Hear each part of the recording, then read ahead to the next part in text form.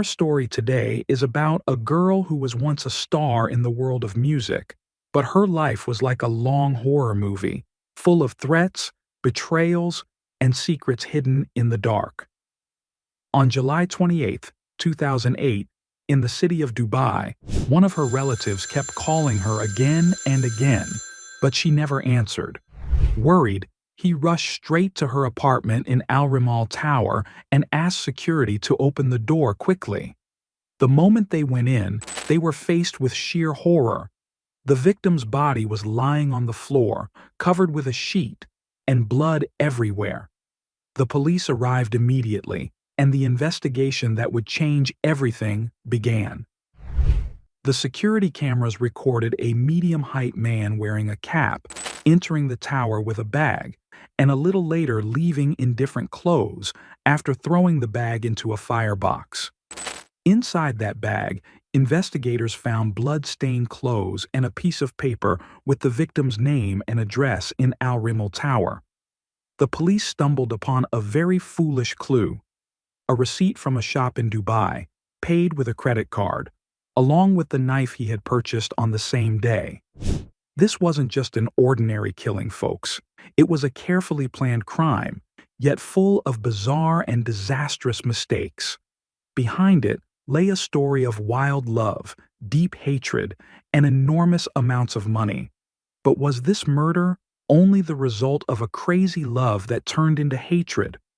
Or were there bigger secrets hidden behind it? And before we begin our story, don't forget to like and share this episode so it can reach as many people as possible. Stay tuned every Saturday, Monday, and Wednesday for a new episode. Without further delay, let's dive deep into today's story.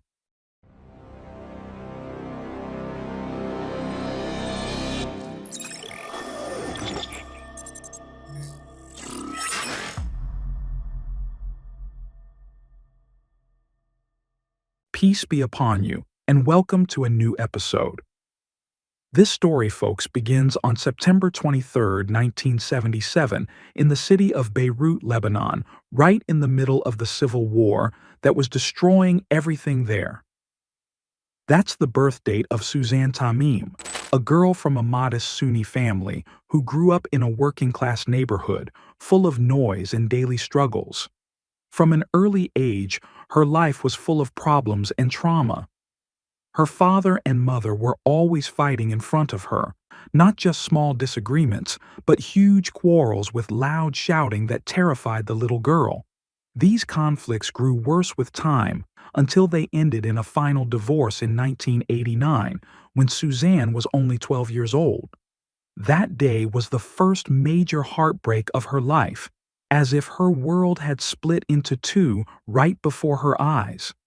What made things worse was that her father gained custody of her, and he completely cut her off from her mother. Not just separation, but total deprivation. No contact, no visits, as if it were some kind of cruel punishment. Suzanne lived with her father, his new wife, and her half-siblings from that marriage, but she always felt like a stranger in her own home, deprived of her mother's love, the thing she needed most. Her father was very strict, enforcing full control over every detail of her life. No fashionable clothes, no friends, no outings, not even playing in the street was allowed. Her life felt like a tiny prison, full of restrictions and orders, which made her suffer emotionally from a very young age. It was as if she was constantly searching for a safe place, a little escape, but could never find one. In later TV interviews, Suzanne herself admitted that the divorce was the biggest shock of her childhood, and that she spent her entire life trying to make up for what she had lost, as if there was no way out of that darkness.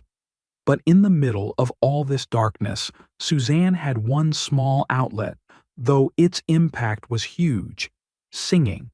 From an early age, she memorized songs incredibly fast, and not only that, she sang them with such a beautiful voice that amazed everyone around her, as if it were a gift from heaven. But because her family was very conservative and her father extremely strict, She never imagined that she would become a famous singer one day. Back then, it was just a childhood hobby, something that helped her forget her worries for a little while. As she grew into her teenage years, she put that aside completely, only singing secretly in the bathroom or alone, hiding her talent from the world around her, afraid of the consequences. Time passed slowly, and eventually Suzanne graduated from high school in Beirut and enrolled in the Faculty of Pharmacy in Lebanon. It was a natural step, seeking a stable future, far away from the family drama she had endured at home. But there, at college, something happened that would change her life forever, a change that marked the beginning of the road leading both to her fame and to her tragedy. At the university, Suzanne met a classmate named Ali Muzaner. A fast and intense love story began between them, as if she were desperately searching for a way out of the cage she lived in with her father. Suzanne wanted to escape her father's cruelty and his repressive rules, so Ali proposed marriage, and she immediately agreed, seeing marriage as her doorway to complete freedom. But her father strongly opposed it, saying that Ali didn't have enough money, his financial situation was weak, and that he wasn't suitable for her at all. Suzanne insisted, and in the end, in 1995, they got married despite her father's rejection. That was her first bold step toward independence. But it was also a huge mistake, one that would open the doors to even bigger problems. After the wedding, life with Ali turned out to be very difficult, full of daily struggles and financial stress. Ali was unemployed, not improving himself, and their financial situation was terrible, as if they were surviving day to day at her expense.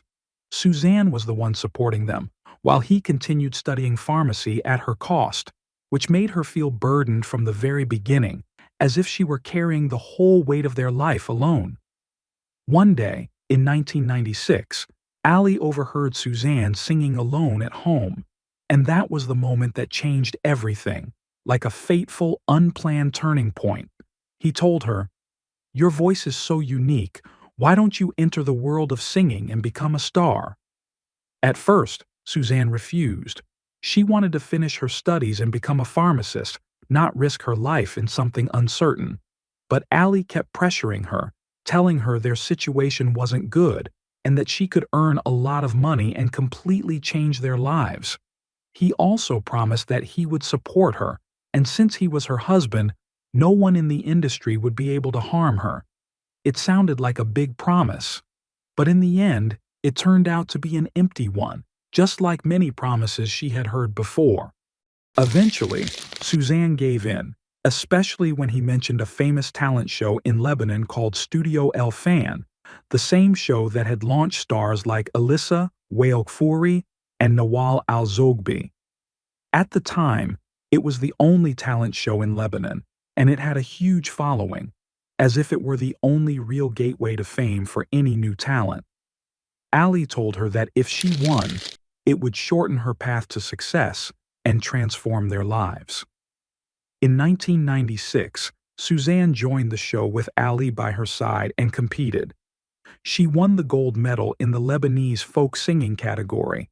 That was her first true success, and from there, her fame began to grow rapidly. But at the same time, it also sparked new problems in her relationship with Ali. Fame became a double-edged sword. After her victory in Studio El Fan, the program offered her a 10-year exclusive contract with them and with the show's director, Simon Esmar. It was a binding contract, and she signed it. Suzanne quickly rose to fame in Lebanon, almost like a star who appeared suddenly out of nowhere. She had everything a star needed: beauty, elegance, charisma, and a beautiful voice that touched people's hearts. That made her in demand at concerts, restaurants, and events. She released many successful songs, gaining widespread admiration. This fame improved their financial situation significantly, but Ali forced her to leave her studies at university while he continued his education at her expense. That was the beginning of serious tension. The real problem started when Ali became more controlling, managing her career from the shadows, exploiting her money, and treating her more like a source of income than a wife. Suzanne felt that he was exploiting her, just like her father had before.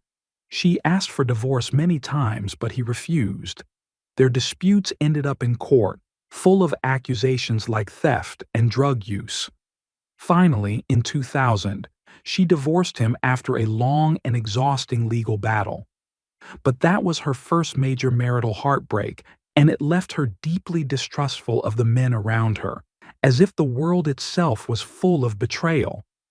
After her divorce from Ali Muzanar, Suzanne fled to Paris in 2001 to escape the problems and pressures of Beirut, as if searching for fresh air. There, she met a Lebanese businessman named Adel Matouk, introduced to her by Simon Asmar, the former director of Studio El Fan. Adel was a nightclub owner. Suzanne told him about her troubles with Ali, how he had filed lawsuits against her on charges of theft and drugs, and how she was unable to work in Lebanon or Egypt at all. Adel offered to help. He actually paid $1.5 million to Ali to finalize her divorce and withdraw all the cases against her, and he also paid the penalty to terminate her Studio El Fan contract. He supported her in studying operatic singing, but in exchange, he made her sign a 15-year contract with his production company and asked her to marry him as a condition for his help. Suzanne agreed, and they entered into an unofficial marriage, according to some accounts, in 2003. He took over managing her career, and it was a golden period for her. But it was another mistake, one that would turn her life into a new nightmare. After just 8 months, she felt the same way she had before: financial exploitation and control. Adele was using her, and problems arose. She asked for divorce, but he refused and used the contract to prevent her from performing in Cairo or Beirut. In 2004, he filed a lawsuit against her for allegedly stealing $35,000 and even requested Egyptian police to arrest her and hand her over to Lebanon. Suzanne was arrested in Cairo, but after long investigation, she was proven innocent and released. The troubles, however, didn't end. In 2005, Adele showed up at her house in Lebanon on her birthday, where a huge fight broke out. He assaulted her, and even her mother. It turned into a violent incident that terrified her even more, as if the threats would never stop. Suzanne escaped again, this time to Cairo, Egypt. But Adele blocked channels like Rotana from broadcasting her songs, leaving her unable to work or sing, as if she were trapped from every direction. This went on for many months. In 2005, Suzanne met a powerful Egyptian businessman named Hisham Talat Mustafa, a billionaire, chairman of the Talat Mustafa Group real estate empire, a member of the Shura Council, a friend of the Mubarak family, and connected to Saudi Prince Talal. His influence was immense. Suzanne told him about her problems with Adele and how she was banned from singing. Hisham offered to help. He paid heavy penalties to annul her contract with Adele, booked her a suite at his Four Seasons hotel in Cairo, and spent millions on her. Slowly, her problems started to resolve, as if she had finally found a safe haven. But then, in 2006, he proposed marriage. Suzanne refused, but he insisted. He even tried to convince her father and offered her $50 million to marry him. When she still refused, he began placing her under surveillance with bodyguards, pressuring her more and more, his love turning into an obsessive, terrifying fixation. Suzanne became scared and fled again, this time to London, United Kingdom, in 2007. Hisham was furious. He began threatening to kill her, telling her he would pay $1 million to anyone who did it. That was the first explicit death threat. She went to British police and filed a report in 2007. They installed alarm systems in her apartment for her safety, but the fear never left her. In London, Suzanne met an Iraqi-British kickboxing champion named Riyad al-Azawi, and she married him in 2007 to feel safe, as if seeking a strong personal bodyguard. But Hisham found out about the marriage. He sent people to monitor her, threatened her even more, and even used his political power to ban her from entering Egypt. Suzanne lived with Riyadh in constant fear until problems started between them in 2008. She suspected he was cheating on her and exploiting her financially. She divorced him and fled once more, this time to Dubai, where she had an apartment in Al Rimmel Tower, which she had purchased earlier with Hisham's help. There, she lived alone, frightened, rarely going out, speaking daily with her cousin to reassure him she was okay. That became her routine in the final months of her life. And this takes us to the most intense and detailed part of the story, my friends. The planning of the murder, which had actually begun back in 2007. It was carefully orchestrated, but full of strange and disastrous mistakes, as if the killer was relying more on power and influence than on intelligence and caution. The planning was long and complex. In September 2007, after Suzanne fled to London, Hisham contacted his old friend Mohsen al-Sukkari, a former state security officer from Egypt. Mohsen graduated from the police academy in 1991, worked in central security for a year and a half, then in state security investigations from 1993 until 2000. After resigning, he became head of security at Hisham's hotels, like the Four Seasons in Sharm el-Sheikh, and they became close friends.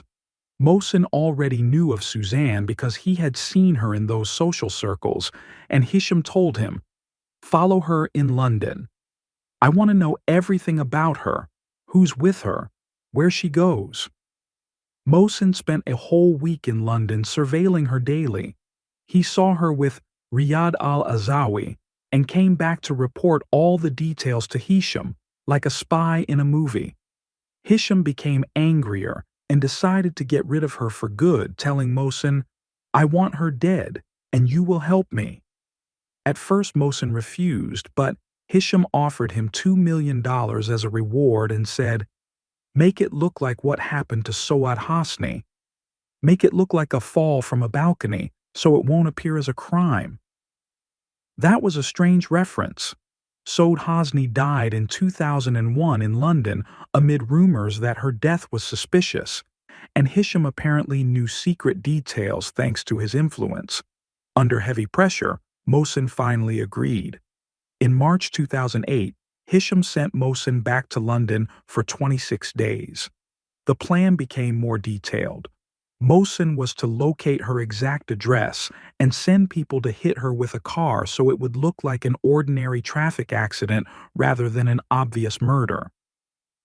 Mohsen surveilled her every day, but they failed to execute the plan because they couldn't reach her new London address. Suzanne was extremely cautious because of the threats. Hisham was furious at the failure and increased the pressure on Mohsen, saying, "If you can't do it, I'll pay someone else." "But you're my friend. Finish the job." At that time, Hisham was also sending other employees from his company to watch her, but they were less competent. When he learned that Suzanne had gone to Dubai in 2008 and bought an apartment in Al Rimmel Tower, a purchase made with his help or with money he had previously given her, the final plan began. In July 2008, Hisham called Mohsen and met him at his office in Daki, Cairo, telling him, "She bought the apartment with my money. I want you to kill her and throw her from the balcony like Soad Hosni so it looks like a suicide." Mohsen agreed, and they planned the details.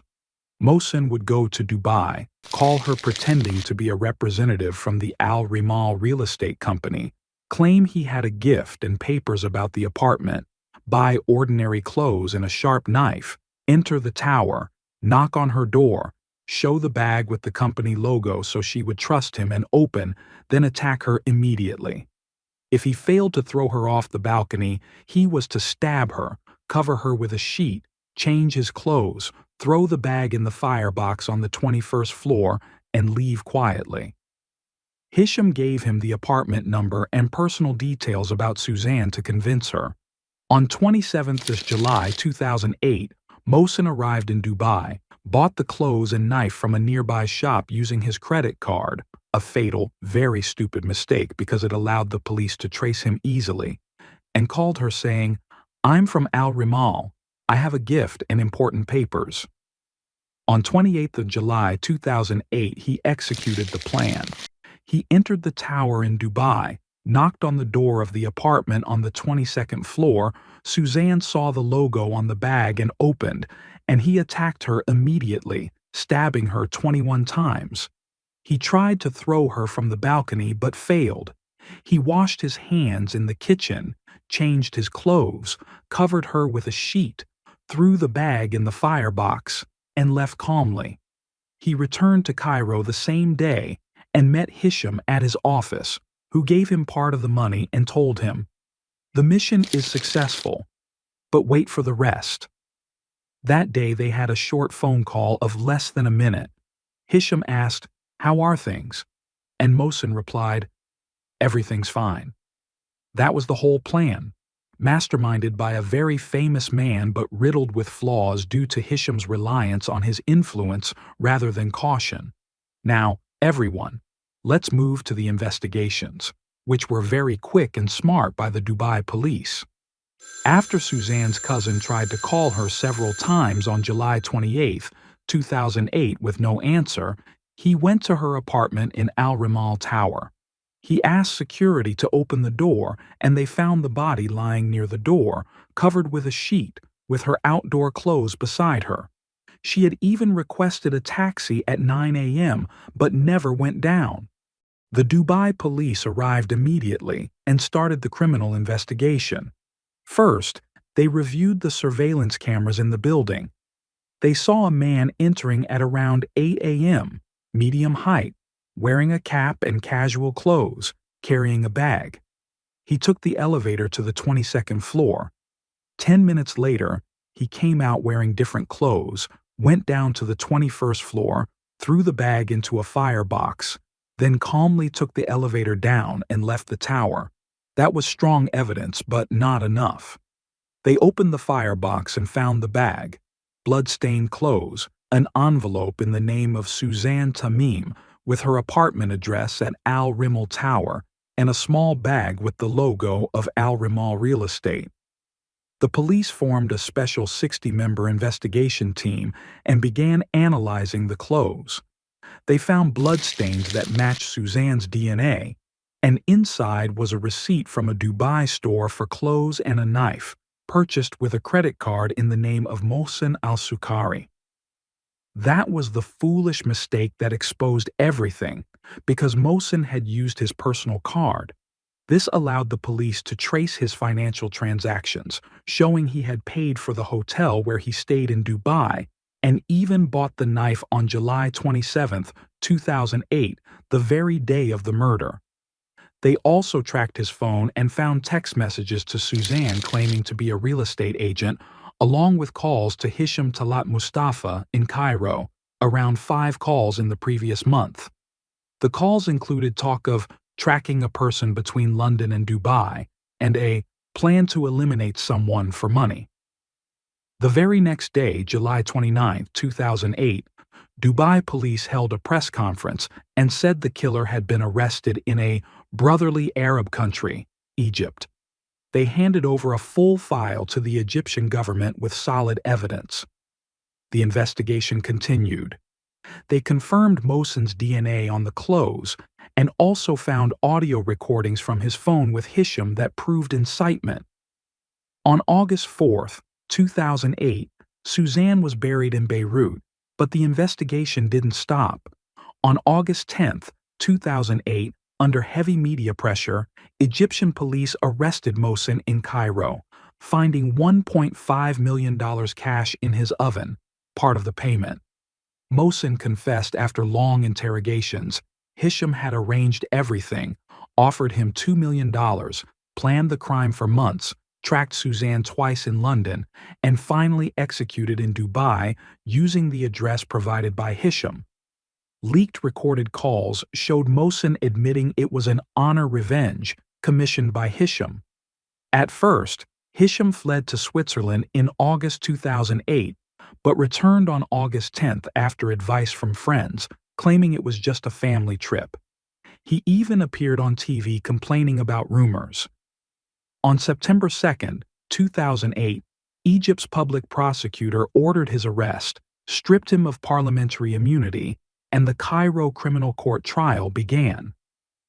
The trial lasted from 2008 until 2010, with many pieces of evidence presented: CCTV footage from Al Rimmel Tower, phone calls, DNA, recordings of Hisham's threats to Suzanne in 2007, and even Suzanne's call to her father describing her fear.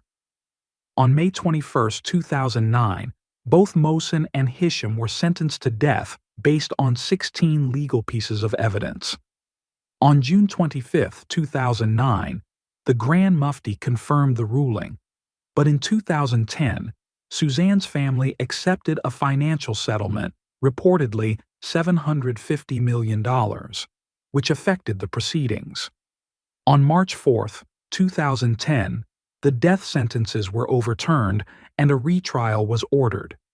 On September 28, 2010, the final ruling was 25 years for Mohsen, 15 years for Hisham. However, in 2017, President Abdel Fattah el-Sisi pardoned Hisham for health reasons, and in 2020, Mohsen was pardoned during Eid al-Fitr.